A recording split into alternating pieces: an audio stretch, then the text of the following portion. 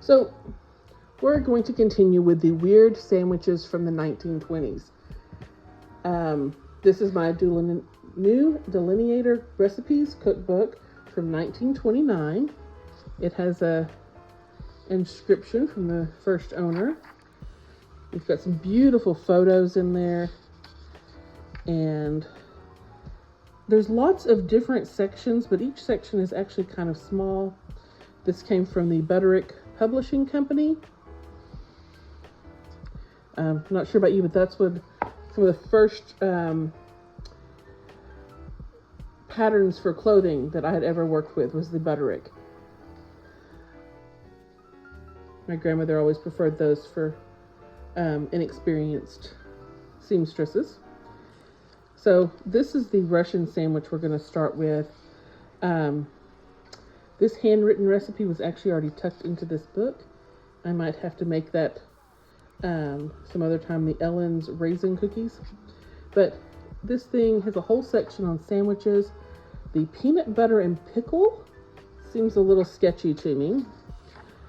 And as does the radish sandwich and the whipped cream sandwiches.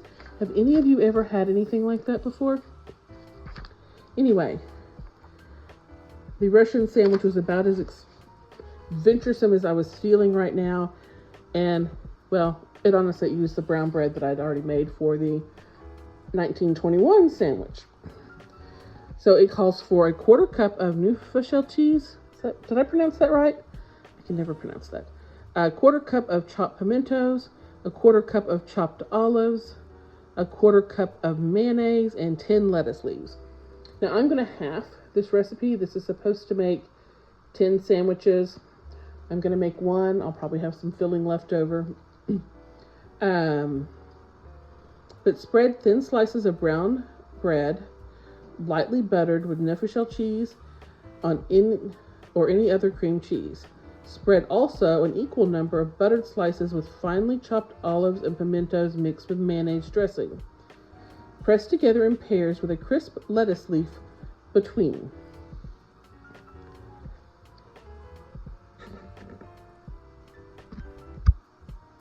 So let's get started. So here we have 2 tablespoons of mayonnaise, 2 tablespoons of pimentos, and 2 tablespoons of chopped olives. And I just mixed those together to make one half of the sandwich spread. I'm thinking I really wish I'd put less mayonnaise in that. And then we get 2 slices of the Boston brown bread. I warmed it in the toaster oven so that I could more easily spread butter on it and not tear my bread up. And I find putting the other piece of warm bread helped soften the butter a little bit for me. Then on one piece of bread, spread a thin layer of the Neufchâtel cheese. And then on the other piece, put that mixture with the mayonnaise and olives and pimentos. And in between, you put a crispy piece of lettuce. I had to cut my lettuce down because I chose the smaller brown bread because, well, what if I didn't like it? But this is the sandwich. Well, here we are with yet another unusual sandwich from the 1920s. This is a 1929 Russian sandwich. It uses the same bread, of course.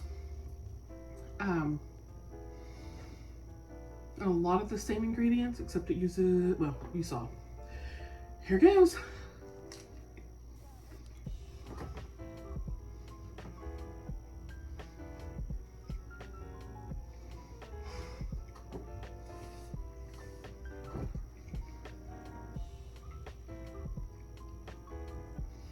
Even with the thinner slices, the bread really kind of overpowers it, and you don't taste the olives and cream cheese quite so much. It's okay. Okay.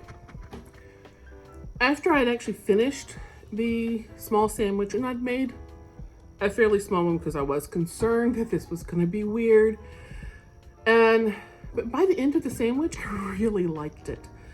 I'm not sure if it's because I'm really fond of the brown bread or the cream cheese really kind of started to come through.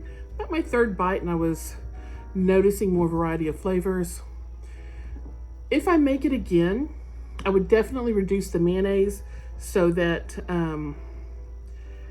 the olive and pimentos, and probably drain the pimentos a bit better, so that they have more of a consistency of the celery salad, which I also kind of started to like more after about my third bite.